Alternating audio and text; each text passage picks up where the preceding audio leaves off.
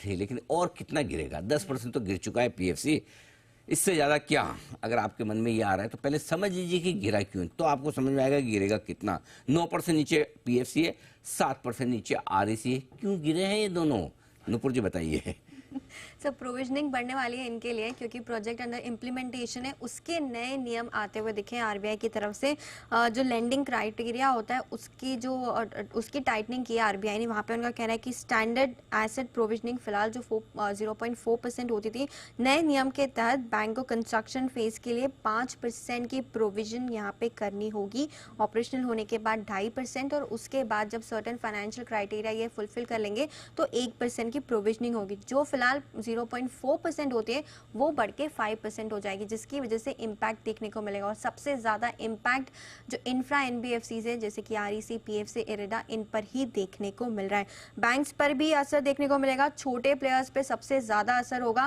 Banks के साथ शुरुआत करें तो यहाँ पे प्रोविजन का बदलाव पीएनएल के रूट है उसी के थ्रू होने वाला है, जिसमें रिटर्न ऑन इक्विटी और सेट का जो रेशो है उस पर बड़ा असर पड़ते हुए दिखेगा। प्राइवेट बैंक्स की नेटवर्थ पे करीबन 0.4 to 0.8% का इम्पैक्ट आने की उम्मीद है। पीएसयू बैंक पर ज़्यादा इम्पैक्ट होगा, 1.5 से 3% तक का इम्पैक्ट यहाँ पर देखने को मिल सकता है। इनफैक्ट जो क्रेडिट कॉस्ट है उसमें भी 10 से 15 बेसिस पॉइंट बढ़त की यहाँ पे अनुमान लेके चल रहे हैं। एनबीएफसीज पर भी सबसे ज़्यादा असर होने वाला है, स्पेशली जो इंफ्रा एनबीएफसीज है, आरईसी, पीएफसी, एरेडा, इन पर बहुत ज़्यादा इम्पैक्ट पड़ते हुए नजर आ सकता है। यहाँ पे जो कैपिटल रेशो है इन तीनों कंपनी का, उस पर 200 से 300 बेसिस पॉइंट का असर देखने को मिल सकता है।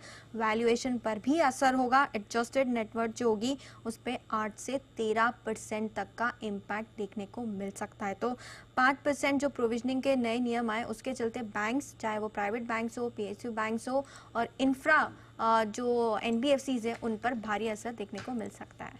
ओके, तो ये है आपके लिए पूरा का पूरा एक्शन पीएफसी आरईसी पर दबाव का बनता हुआ दिख रहा है। तो एनबीएफसी के लिए ज़्यादा दिक्कत वाली बात नहीं, लेकिन इंफ्रा एनबीएफसी पर जो बैंक्स, जो कंपनियां इंफ्रास्ट्रक्चर को ज़्यादा लेंड कर रही है उनके लिए ज़्यादा है। नॉर्मल एनबीएफसी के लिए नहीं है, लेकिन इंफ्रा एनबीएफसी बैंक्स के लिए भी, बैंक्स के लिए भी है। How IDFC first bank? Sir उसके लिए भी है, प्राइवेट वो तो उसका नाम ही पहले तो इंफ्रास्ट्रक्चर डेवलपमेंट फाइनेंस कॉर्पोरेशन ही होता था। उसी से उनका भी है एक्सपोजर तो है, क्वांटिफाई नहीं किया हुआ है उन्होंने, लेकिन एक्सपोजर है, तो इम्पैक्ट तो वहाँ पे 1.5 से 3% तक का। आईडीएफसी फर्स्ट बैंक और बाकी सारे जितने बैंक हैं, हाँ। और सरकारी बैंक जो और 10 इंफ्रास्ट्रक्चर को लैंड करने वाले, तो जिसमें ये पीएफसी, आरईसी टाइप की, इरडा टाइप की कंपनियां आ गई, क्योंकि ये इसी पर लैंड, तो मेन काम ही यही है। हाँ, इनके मेन काम ही है। तो इन ये जहाँ जहाँ इस तरह की सिचुएशन है वहाँ पर आप फोकस करिए, ध्यान में रखिए कि वहाँ पर प्रेशर थोड़ा बढ़ सकता है और बन सकता है, ये ध्यान में रखना